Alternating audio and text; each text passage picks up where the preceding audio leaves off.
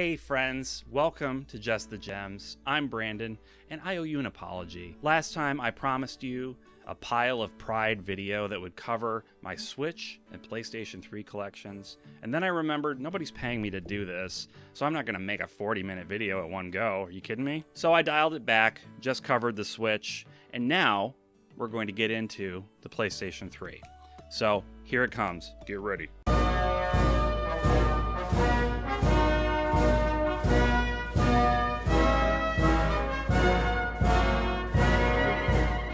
First up, Valkyria Chronicles.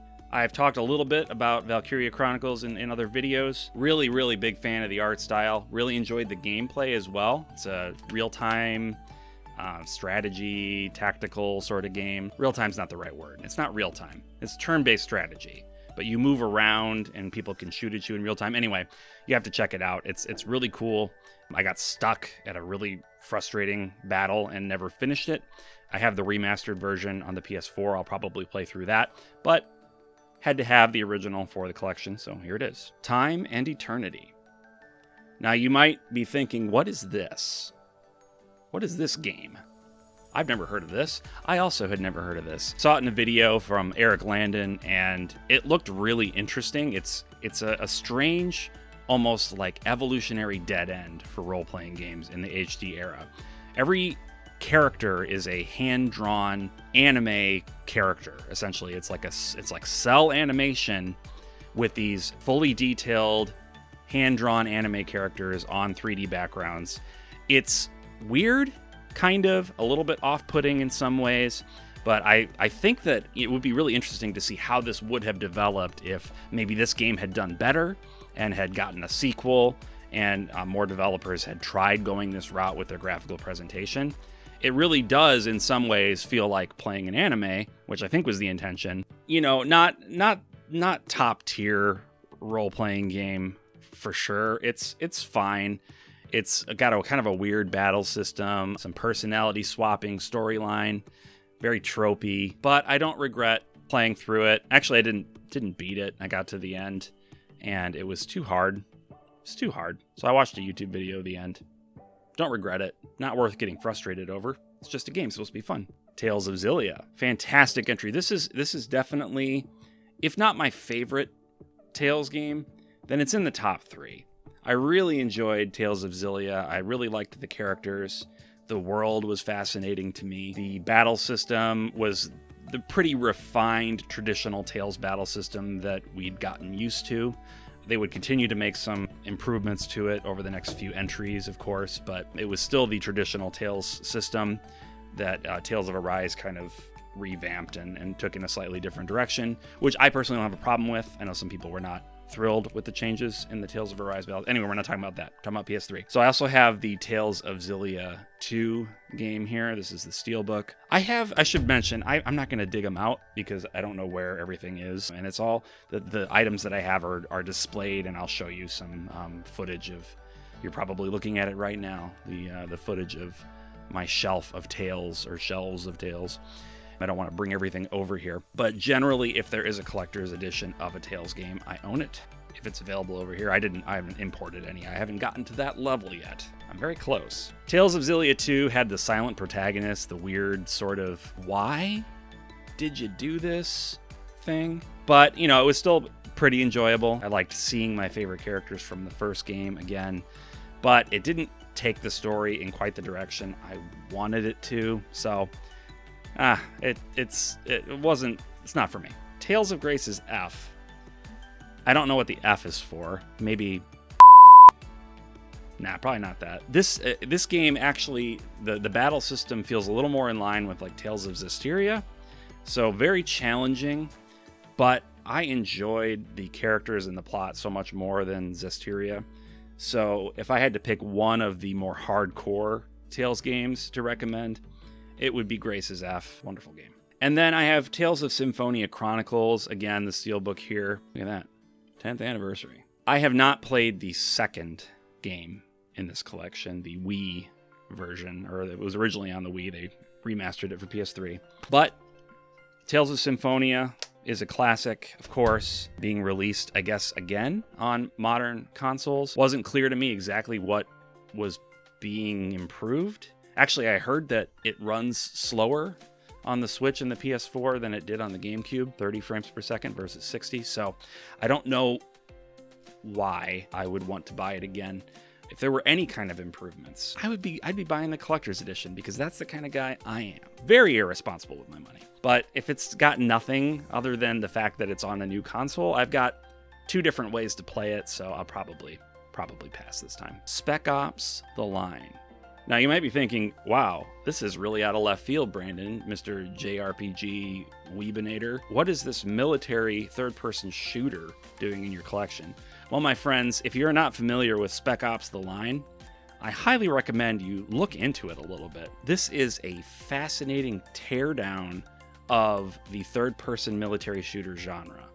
It is extremely critical of that genre of games in general, while at the same time being a part of that genre of games, obviously. But the story that it tells is so cool and messed up and just really worth your time. If you really don't like playing third-person military shooters, I don't blame you. I don't really either. But do yourself a favor, find a playthrough on YouTube and just watch it. Just watch the game. It's so cool. Very, very, very cool. Silent Hill HD Collection. Anybody got Silent Hill HD Collection? I do. It's fine. It's the PS3 version, which means that they patched some of the jankiness that plagued it when it first came out. I still believe this is not an ideal way to play either of these games. I have Silent Hill 2 on the PS2. I have not repurchased Silent Hill 3 because it is like $150 right now. I would like to find it eventually, though, along with Silent Hill 4, which I think doesn't get as much love as it deserves. It's a weird game. And Silent Hill Homecoming is definitely a game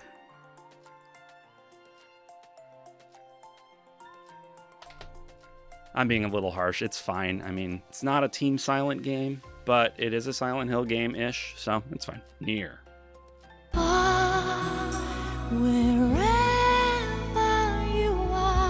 This is the one that started it all, and by it all, I mean Nier and Nier Automata, and I guess there's that mobile spin-off that I can't get into because I don't want to play mobile games. But yeah, Nier. This is the Western version, so it's the Gestalt version of the game where you play as the old guy. I say old guy, but he's probably my age. Oh, God. Oh, going to a dark place. But action role-playing game, Yoko Taro, weird as heck, and wonderful.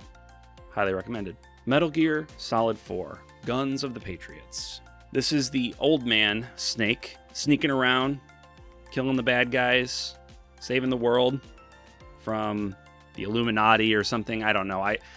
Look, I've played all the Metal Gear Solid games except 5. I think I was happy to get off the boat at 4. Felt like a good conclusion to the series, and I was happy to say goodbye to it. I don't think I ever really understood anything that was going on in those games. Yeah, they're good. I mean, they're fun, but I don't know. I don't know what's going on. Lost via Domus. Okay. This maybe requires a little bit of explanation. Maybe. I was possibly the biggest fan of the television program Lost on ABC. And when I was made aware of the prospect of a game coming out, I was already putting my money down before I knew anything about it. I was eager to see, because I knew that, in some way the creators of the show were involved. There was some sort of canon tie-in here. I think that I was lied to a little bit.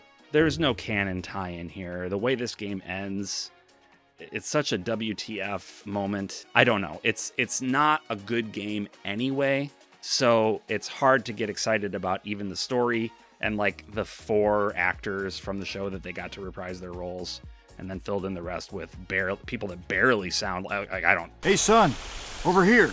I'm over here at the banyan trees. I can't. Not a great game. Don't waste your time. The Last of Us, the original. Not the remaster, not the remake. What can be said about The Last of Us that hasn't already been said? The story of Joel and Ellie will be told apparently again and again and again from now until forever. And it's a great game. I'm really excited about the HBO series too. Have you seen the trailer? Looks pretty cool. Looks like they're sticking pretty close to the source material. Neil Druckmann's involved. He's the creator. And very excited to see how they handle it. Eco and Shadow of the Colossus collection. These games, man, they're just so beautiful. Eco, hang on, I'm going to show you this. For Christmas last year, my wife wanted to make me a piece of art for the game room, so she made this. The cover of the original Japanese version of Eco. She did it in felt, so it's like all fabric. Involves lots of stabbing with needles. It's a beautiful piece of work. Obviously, she did a great job with it, and I just love Eco and Shadow of the Colossus so much. Beautiful, beautiful, beautiful games. Ugh. Heavy Rain. So this is another one of these David Cage games. He fancies himself, I think, an auteur in the video game storytelling arena. I mean, it's good. I enjoyed playing Heavy Rain. I thought the story was cool. It's one of these things where any of the main characters that you play as can die, and the story will continue with them just dead and will change accordingly. So, I mean, it's a cool concept. It's basically a quick time action game where you push buttons in sequence to survive the action sequences, and that's really all there is to it. Good game, more or less, but a little bit full of itself. I don't know. I feel like that's just kind of a way to describe all of David Cage's games. But I don't hate it. Folklore. This is a relatively sought-after PS3 action RPG. I didn't care for it. Ugh, I hate to say it, because it's a pretty valuable game. I think the last time I checked, it was sitting around $80 or something like that. I was lucky and found it at a GameStop used for, probably like 18 or something. It just, I don't know. It felt very like early PS3, if that makes sense. The gameplay systems were not super fluid. The environments are fairly lush, but not all that interesting somehow. And the splitting of the storyline into two, where you alternate, you don't alternate, you can choose which character to play as, and then you can go back and play as the other character for that chapter. I don't know. I want a more narrative-driven story. I don't want to have to jump back and forth. There's very few games that pull that off well for me. I think 13 Sentinels pulled that off really well, where you jump around and choose different stories to play, but it's actually, you feel like you have a lot of freedom in that game to choose, but really they are kind of guiding you down the path with certain checkpoints that you have to meet. Anyway, wasn't crazy about it. Really wish that I was. Next up, I've got the Final Fantasy 13 games. Apparently this is a European version? I don't know how I ended up with that. Lightning Returns here. My feelings about the Final Fantasy 13 trilogy are complicated. I thought the first one was cool, and I really liked the lore that it seemed like they were setting up. Yes, to be fair, it wasn't presented well in game form. You had to read the encyclopedia to get a grasp of all of these terms that they're throwing around, and to get a better sense for the world. But having done all that and played the game, it's like, oh, this is cool. I can't wait to see where they take it in Final Fantasy 13-2. Well, 13-2 more or less ignores the lore that they had established in the first game. I mean, it's still referenced, but it's not focused in a way that I found terribly interesting. And then Lightning Returns went even a step further, and it just feels so disconnected. I feel like the creator of Final Fantasy 13 was so in love with Lightning as a character. One of the most... It's like if Beige was a person. That's her personality. She just is not an engaging character to me. But he just was in love with her and just wanted to make game after game featuring Lightning. And God bless him, he did it. He did it. He made 3 kind of mediocre Final Fantasy games on the PS3. Gameplay-wise, they're fun. Musically, very good, but I don't care about the characters or the story.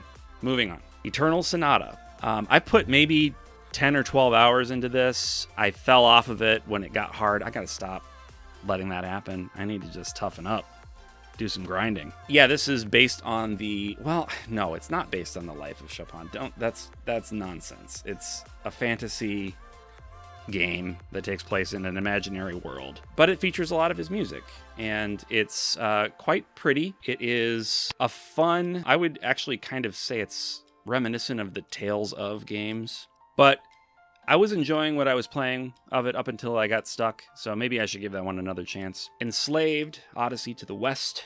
This is a pretty cool sort of like action-adventure game. Very cinematic, very cool. I guess it's like a sci-fi telling of the Journey to the West, ancient Chinese novel. Very cool game, very cool.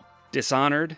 I think I received this version of it in like a retro game box or something when I was subscribed to those for a while. So I had the original quite a while ago, got rid of it, and when I got this one in the box, I was like, well, you know, Dishonored's cool, I'll keep this. So yeah, it's a first-person stealth action game. Pretty, like, really fascinating world, interesting story.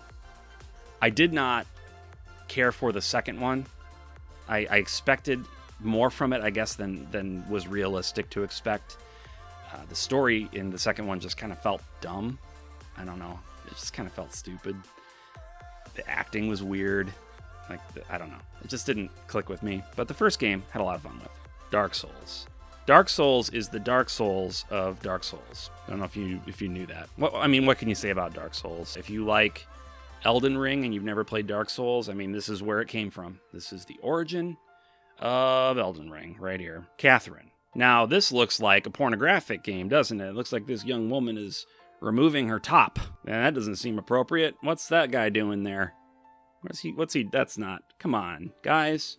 There's kids. There could be kids watching. This is a puzzle game. Puzzle, not exactly. I don't know how to put it. Puzzle platform action game. Visual novel, sort of. It's a fairly mature story about relationships and cheating. It gets kooky. It's sort of I think this was made by the Persona team, I want to say, and it was kind of their training wheels for learning how to develop in HD. I think that's true. I'm not going to look it up, but I think that's correct. So it's got some of the SMT Persona style weirdness.